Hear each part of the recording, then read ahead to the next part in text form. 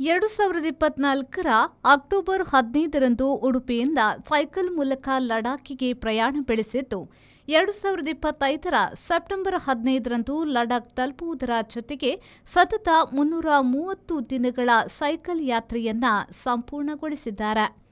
Cycle ಮೂಲಕ ಅವರು 8 ರಾಜ್ಯಗಳಿಗೆ ಭೇಟಿ ನೀಡಿದ್ದಾರೆ. ಕರ್ನಾಟಕದಿಂದ ಆರಂಭಗೊಂಡು ಗೋವಾ, ಮಹಾರಾಷ್ಟ್ರ, ಗುಜರಾತ್, ರಾಜಸ್ಥಾನ, ಪಂಜಾಬ್, ಹರಿಯಾಣ ಮೂಲಕವಾಗಿ ಜಮ್ಮು ಕಾಶ್ಮೀರ ತಲುಪಿದ್ದಾರೆ. 11 ತಿಂಗಳಿಗಿಂತ ಬೇಗ ತಲುಪಬಹುದಾಗಿದ್ರೂ ಕಾಶ್ಮೀರದ ತಾಂಗ್ ಗ್ರಾಮದ ರಸ್ತೆ ವರ್ಷದಲ್ಲಿ 6 ತಿಂಗಳು ಮಾತ್ರ ತೆರೆದಿದ್ದು, ಅದಕ್ಕಾಗಿ 1 ತಿಂಗಳು ಮುಂಬೈಯಲ್ಲಿ ವಿಶ್ರಾಂತಿ ಮಾಡಿದ್ರೆ 3 ತಿಂಗಳು ಗುಜರಾತ್ನಲ್ಲಿ ತಂಗಿದ್ರು. ಲಡಾಖ್ನ ಚಾಂಗ್ ಭಾರತದ ಗಡಿ ಗ್ರಾಮವಾಗಿದ್ದು, ಅದರ ಆಚೆ ಪಾಕಿಸ್ತಾನ ಭೂಪ್ರದೇಶ ಕಾಣಿಸುತ್ತಿದೆ. 11 ತಿಂಗಳ ಸೈಕಲ್ ಪ್ರಯಾಣದಲ್ಲಿ ಆಹಾರಕ್ಕೆ ಹೆಚ್ಚಿನ ಖರ್ಚಾಗಿದ್ದು, ಪ್ರಯಾಣದ ಸಂಪೂರ್ಣ ವೆಚ್ಚ ಸುಮಾರು 1.5 ಲಕ್ಷ ರೂಪಾಯಿನಷ್ಟಾಗಿದ್ದು, ಕಲ್ಯಾಣಪುರ ಮಿಲಾಗ್ರಿಸ್ ಕಾಲೇಜಿನ ಪ್ರಾಂಶುಪಾಲರಾದ ಡಾ ವಿನ್ಸೆಂಟ್ ಆಳ್ವಾ ಅವರು ದಾನಿಗಳ ಹಾಗೂ ಹಳೆ ವಿದ್ಯಾರ್ಥಿಗಳ ಸಹಕಾರದಿಂದ ಭರಿಸಿದ್ದಾರೆ. ಸ್ವತಃ ಸೈಕಲಿಸ್ಟ್ ಆಗಿರುವ ವಿನ್ಸೆಂಟ್ ಆಳ್ವಾ ಅವರು ಸೈಕಲ್ ಸಹ ಕೊಡುಗೆಯಾಗಿ ನೀಡಿ ತನ್ನ ವಿದ್ಯಾರ್ಥಿಗೆ ಪ್ರೋತ್ಸಾಹಿಸಿದ್ದಾರೆ.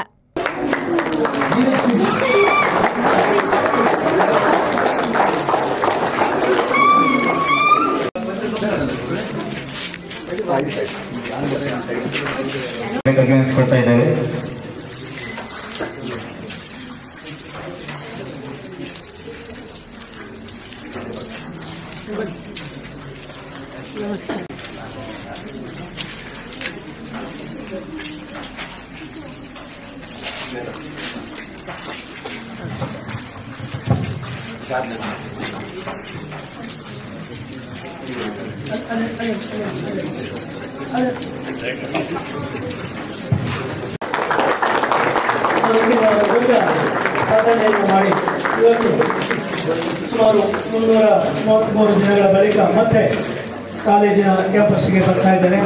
ಅವರಿಗೆ ನಾವೆಲ್ಲರೂ ಸಹಕಾರ ಮಾಡಿ ಸಾಂಸ್ಕೃತಿಕ ಸಹಾಯವನ್ನು ಬರಮಾಡಿಕೊಡ್ತಾ ಇದ್ದೇವೆ. ಕಿಲೋಮೀಟರ್ನಷ್ಟು ಪಯಣ ಮಾಡಿ ದೇಶದ 8 ರಾಜ್ಯಗಳನ್ನು ಕ್ರಮಿಸಿ ಇವತ್ತು ಕಾಲೇಜಿಗೆ ಮತ್ತೆ ವಾಪಸ್ಸು ಬಂದಿದ್ದಾರೆ. ನಮ್ಮ ಹೆಮ್ಮೆಯ ಹಳೆ ವಿದ್ಯಾರ್ಥಿ ದಿನೇಶ್ ಅವರು, ಹಾಗೆ ಅವರ ಮಾತೃಶ್ರೀಯವರಿದ್ದಾರೆ, ತಾಯಿಯವರ ವಿದ್ಯಾರ್ಥಿಗಳಲ್ಲಿ ಸ್ವಾಗತವನ್ನು ಕೋರ್ತಾ ಇದ್ದೇವೆ. ನಮ್ಮ ಕಾಲೇಜಿನ ಎಲ್ಲ ವಿದ್ಯಾರ್ಥಿಗಳಿಗೂ ಕೂಡ ದಿನೇಶ್ ಒಂದು ಮಾದರಿಯಾಗಿದ್ದಾರೆ. Is a role model to all hour.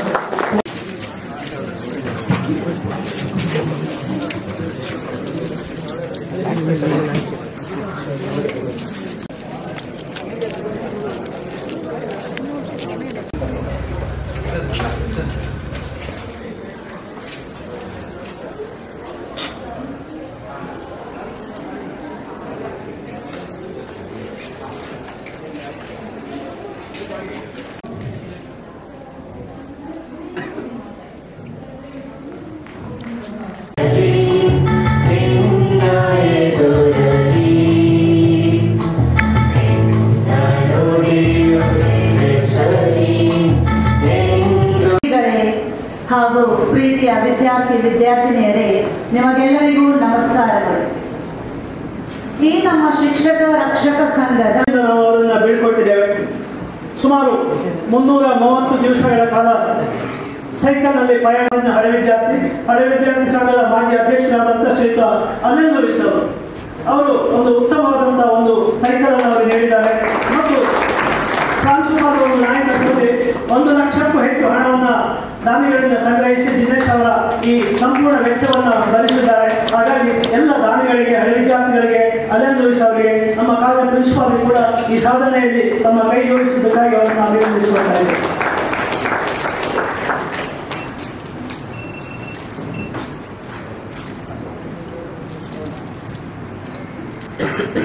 Dinesh ಅವರು ಸೈಕಲ್ ಪ್ರಯಾಣದ ವೇಳೆ ಕರ್ನಾಟಕ ಗೋವಾ ಗಡಿಭಾಗದಲ್ಲಿ ತಂಗಿದ್ದಾಗ ಬೀದಿ ಬದಿಯಲ್ಲಿದ್ದ ಹೆಣ್ಣು ನಾಯಿ ಮರಿಯೊಂದು ಇವರಿಗೆ ಸಿಕ್ಕಿದ್ದು ಅದಕ್ಕೆ ಆಹಾರವನ್ನ ನೀಡಿದ್ದು ಬಳಿಕ ಅದನ್ನ ಜೊತೆಯಲ್ಲಿ ಕರೆದುಕೊಂಡು ಲಡಾಖಿಗೆ ಸೈಕಲ್ನಲ್ಲಿ ಪ್ರಯಾಣ ಬೆಳೆಸಿದ್ದಾರೆ. ದಿನೇಶ್ ಜೊತೆ ನಾಯಿ ಕೂಡ 326 ದಿನಗಳ ಕಾಲ ಸಂಚಾರವನ್ನ ಮುಗಿಸಿದೆ. ಅಲ್ಲಿಂದ ಆ ನಾಯಿಯೊಂದಿಗೆ ಅವರು ಊರಿಗೆ ವಾಪಸ್ ಹಾಕಿದ್ದು ಮನೆಗೆ ಕೊಂಡೊಯ್ದಿದ್ದಾರೆ. ರಸ್ತೆಯಲ್ಲಿ ಸಿಕ್ಕವರಿಗೆ ಪರಿಸರ ಉಳಿಸಿ ಅನ್ನುವ ಜಾಗೃತಿಯನ್ನ ಮೂಡಿಸುವ ಉದ್ದೇಶದಿಂದ ಈ ಯಾತ್ರೆಯನ್ನ ಕೈಗೊಂಡಿದ್ದೆ. ಮೊದಲು ನನ್ನ ಹೆತ್ತವರು ಬೇಡ ಎಂದ್ರು, ಬಳಿಕ ಸಂಪೂರ್ಣ ಪ್ರೋತ್ಸಾಹ ನೀಡಿದ್ದಾರೆ. ಈ ಹಿಂದೆ ಉಡುಪಿಯಿಂದ ಧರ್ಮಸ್ಥಳ ಕಾಲ್ನಡಿಗೆ ಮಾಡಿದ್ದೆ. ಅದಾದ ಬಳಿಕ ಉಡುಪಿಯಿಂದ ಕನ್ಯಾಕುಮಾರಿಗೆ 21 ದಿನಗಳ ಕಾಲ ಸೈಕಲ್ನಲ್ಲಿ ಕ್ರಮಿಸಿದ್ದೆ. ಮನೆಯವರು, ಕಾಲೇಜಿನವರ ಸಹಕಾರದಿಂದ ಇದು ಸಾಧ್ಯವಾಯಿತು. ನನ್ನ ಸಾಧನೆಯ ಹಿಂದೆ ಪ್ರಾಂಶುಪಾಲರಾದ ಡಾಕ್ಟರ್ ವಿನ್ಸೆಂಟ್ ಆಳ್ವಾ ಅವರ ಸಹಕಾರ ವಿಶೇಷ. ಇಂದು ನನ್ನ ಸಾಧನೆಗೆ 90% ಪಾಲು ಅವರದ್ದಾಗಿದೆ. ಅವರ ಸಹಕಾರ ಮರೆಯಲು ಸಾಧ್ಯವಿಲ್ಲ ಎನ್ನುತ್ತಾರೆ ಯುವಕ ದಿನೇಶ್ ಪೋವಿ ಅವರು. ನಾನು ಮಿಲಗ್ರೀಸ್ ಕಾಲೇಜಿದು ಓಲ್ಡ್ ಸ್ಟೂಡೆಂಟ್. 2020-23 ಬ್ಯಾಚಲ್ಲಿ ನಾನು ಸ್ಟಡಿ ಮಾಡ್ತಿದ್ದೆ. ನಾನು ಅಕ್ಟೋಬರ್ 15, 2024 ಉಡುಪಿ ಅಂದರೆ ಕಾಲೇಜಿಂದ ಸ್ಟಾರ್ಟ್ ಮಾಡಿದ್ದೆ ಸೈಕ್ಲಿಂಗ್. ಟೋಟಲ್ ಉಡುಪಿಯಿಂದ ಲಡಾಖ್ಗೆ 3300 ಸಮಥಿಂಗ್ ಇದೆ ಕಿಲೋಮೀಟರ್. ನಾನು ಸೆಪ್ಟೆಂಬರ್ 15ಕ್ಕೆ ಲಡಾಖ್ ರೀಚ್ ಆದೆ. ಅಂದರೆ ತಾಂಗ್ ವಿಲೇಜ್ ಅಂತ, ಅದು ಇಂಡಿಯಾ ಪಾಕಿಸ್ತಾನ್ ಬಾರ್ಡರ್, ಅದು ಅಲ್ಲಿಗೆ ರೋಡ್ ಎಂಡ್ ಆಗ್ತದೆ. ಅಲ್ಲಿಗೆ ನಾನು ರೀಚ್ ಆಗಿ ರಿಟರ್ನ್ ಬರುವಾಗ ನಾನು ಟ್ರಕ್ಕಲ್ಲಿ ಬಂದಿದ್ದೆ. ಟೋಟಲ್ 9 ಸ್ಟೇಟ್ ಕವರ್ ಮಾಡಿದ್ದೇನೆ. ಗೋವಾ, ಗುಜರಾತ್, ರಾಜಸ್ಥಾನ್ ಹಾಗೆ ಲಡಾಖ್ವರೆಗೆ ಹೋಗಿದ್ದೇನೆ.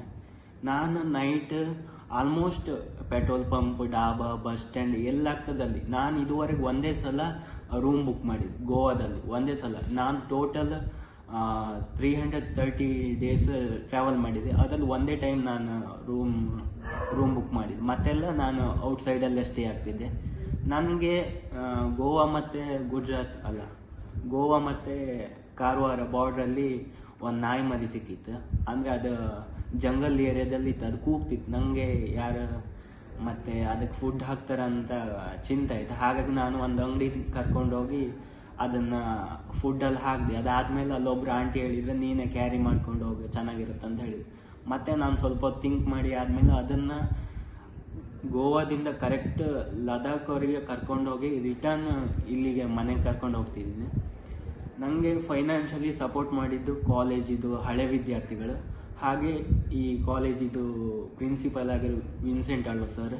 ಅವರು ಆ್ಯಕ್ಚುಲಿ ಇದು ಒಂದೇ ಅಂತಲ್ಲ, ತುಂಬ ಈವೆಂಟ್ಸ್ಗಳಿಗೆಲ್ಲ ಸಪೋರ್ಟ್ ಮಾಡಿದ್ದಾರೆ. ಅವರು ಒಂಥರ ನಾನು ಈ ಡಿಗ್ರಿ ಲೈಫಲ್ಲಿ ಏನೆಲ್ಲ ನಾನು ಏನು ಸಾಧನೆ ಅಂತ ಮಾಡಿದ್ದೀನಿ ನಾನು ಅಂದ್ಕೊಂಡಿದ್ರೆ ಅದೆಲ್ಲ 70-90% ಕ್ರೆಡಿಟ್ ಅವ್ರಿಗೆ ಹೋಗ್ಬೇಕು.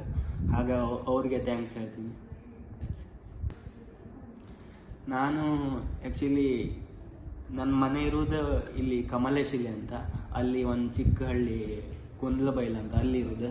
ನಾನು ಇಲ್ಲಿ ಹೇಗೆ ಸ್ಟಡಿ ಮಾಡ್ತಿದ್ದೆ ಅಂದರೆ, ನಾನು ಇಲ್ಲಿ ಬಲೆಪಾದೆ ಅಂತ ಅಲ್ಲಿ ಹಾಸ್ಟೆಲ್ ಇದೆ, ಅಲ್ಲಿ ಸ್ಟೇ ಆಗಿ ಡೈಲಿ ಅಪ್ ಆ್ಯಂಡ್ ಡೌನ್ ಮಾಡ್ತಿದ್ದೆ ಹಾಸ್ಟೆಲ್ಗೆ ಮತ್ತು ಕಾಲೇಜಿಗೆ.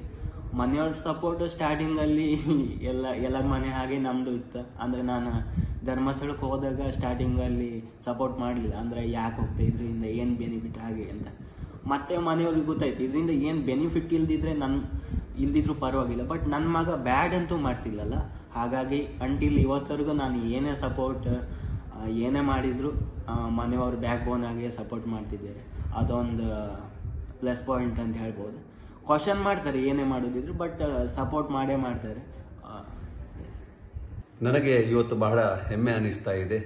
ನಮ್ಮ ಕಾಲೇಜಿನ ವಿದ್ಯಾರ್ಥಿ, ನನ್ನ ವಿದ್ಯಾರ್ಥಿ, ಈ ಕಾಲೇಜಿನ ಹಳೆ ವಿದ್ಯಾರ್ಥಿ, 2023ನೇ ಇಸವಿಯಲ್ಲಿ ಅವನು ತನ್ನ BA ಪದವಿಯನ್ನು ಮುಗಿಸಿದ ವಿದ್ಯಾರ್ಥಿ ಶ್ರೀ ದಿನೇಶ್ ಅವರು ಇವತ್ತು ಅವರ 3600 ಕಿಲೋಮೀಟರ್ ನಮ್ಮ ಮಿಲಾಗ್ರೀಸ್ ಕಾಲೇಜಿನಿಂದ ಕಳೆದ ಅಕ್ಟೋಬರ್ 15ರಂದು ಆರಂಭ ಮಾಡಿ ಇತ್ತೀಚೆಗೆ ಸೆಪ್ಟೆಂಬರ್ 15ರಂದು ಆ ಪಯಣವನ್ನು ಮುಗಿಸಿ 11 ತಿಂಗಳ ಕಾಲ ತನ್ನ ಸೈಕಲ್ ಪಯಣವನ್ನು ಮುಗಿಸಿ ಇವತ್ತು ಅವನ ಕಾಲೇಜಿಗೆ ವಾಪಸ್ ಬಂದಿದ್ದಾನೆ. ಭಾಳ ಖುಷಿ ಆಗ್ತಾ ಇದೆ. ನಾವು ದಿನೇಶನ ಆ ಸಾಧನೆಯನ್ನು ಮೆಚ್ಚುತ್ತಾ ಇದ್ದೇವೆ. ಅವನಿಗೆ ನಾವು ಅಭಿನಂದನೆಗಳನ್ನು ಸಲ್ಲಿಸ್ತಾ ಇದ್ದೇವೆ. ನಮ್ಮ ಕಾಲೇಜಿನಿಂದ ಇಂತಹ ವಿದ್ಯಾರ್ಥಿಗಳಿಗೆ ನಾವು ತುಂಬ ಸಹಕಾರವನ್ನು ನೀಡ್ತಾ ಇದ್ದೇವೆ. ದಿನೇಶ್ ನನ್ನ ಹತ್ರ ಬಂದ, ನನಗೆ ಏನಾದರೂ ಸಾಧನೆ ಮಾಡಬೇಕು ಸರ್, ಸೈಕ್ಲಿಂಗ್ ಮಾಡಬೇಕು ಅಂತ ಹೇಳಿದ. ಒಮ್ಮೆ ಅವನಿಗೆ ನಡಿಗೆಯಲ್ಲಿ ಇಲ್ಲಿ ನಮ್ಮ ಕಾಲೇಜಿಂದ ಧರ್ಮಸ್ಥಳಕ್ಕೆ ಕಳಿಸಿದೆವು. ಇನ್ನೊಮ್ಮೆ ಕನ್ಯಾಕುಮಾರಿ ಸುಮಾರು 1200 ಕಿಲೋಮೀಟರ್ ಪ್ರಯಾಣವನ್ನು ಮಾಡಿ ಸೈಕಲ್ನಲ್ಲಿ 21 ದಿನಗಳ ಕಾಲ ಅವನು ಸೈಕಲ್ ತುಳಿದು ಸೈಕಲ್ನಲ್ಲಿ ಹೋಗಿ ವಾಪಸ್ ಬಂದ.